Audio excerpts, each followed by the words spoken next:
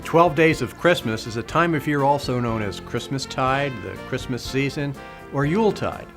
The 12 days count the time from Christmas Day to the Feast of the Epiphany on January 6th. Western Christians have traditionally celebrated Epiphany to mark the time when wise men from the East paid homage to the Christ child. Now, there's an Old Testament principle that a day begins at nightfall, not at midnight or daybreak.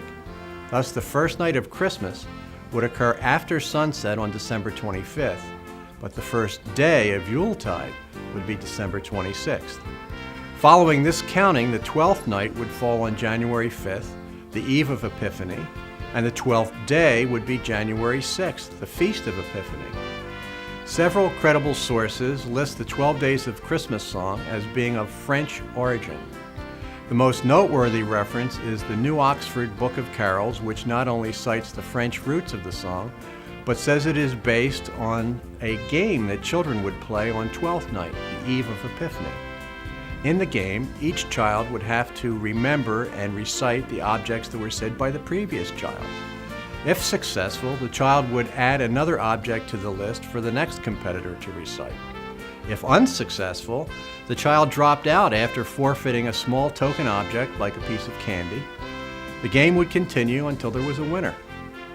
Evidence of the likelihood of this account can be found in the earliest edition of the Nursery Rhymes of England, in which English Shakespearean scholar James Orchard Halliwell gives the following as the first verse in the original version. "The first day of Christmas my mother sent to me a partridge in a pear tree."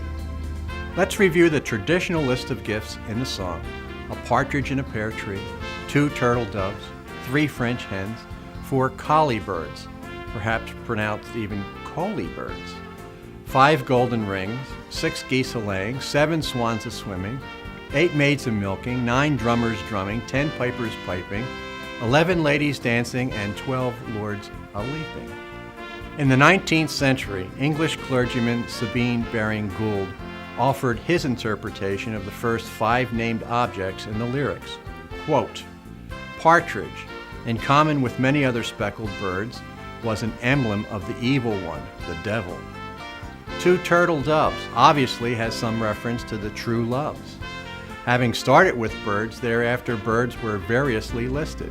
French hens may simply mean rare, that is foreign, foul. Collie birds are blackbirds. Gold rings. It seems likely that as this comes among the list of birds, it may mean gold sphinx, which are goldfinches." End quote.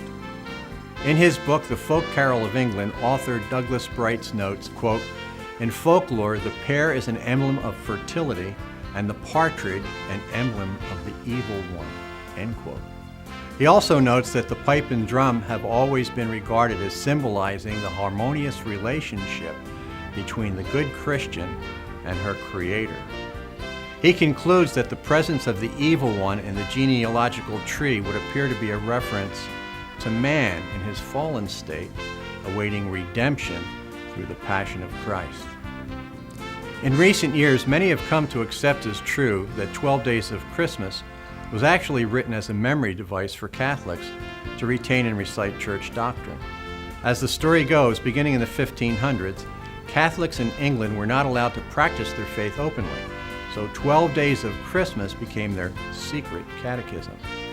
This legend originated with a story published by Father Hal Stockert, a Byzantine Catholic priest, in 1982, and later published on the web in 1995 as Origin of the 12 Days of Christmas, an Underground Catechism.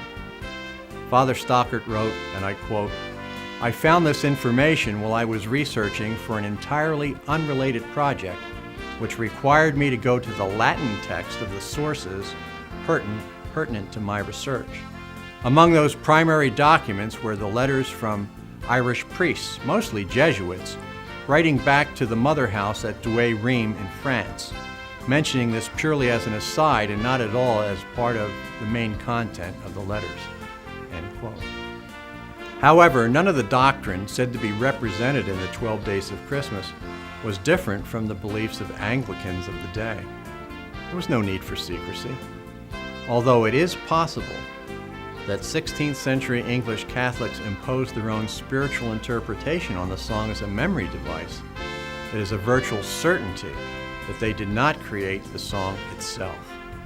In fact, English composer, pianist, and writer Elizabeth Poston reports that an early version of the song dates back to a 13th century manuscript she came across in the library of Trinity College in Cambridge. This manuscript was entitled Twelfth Day.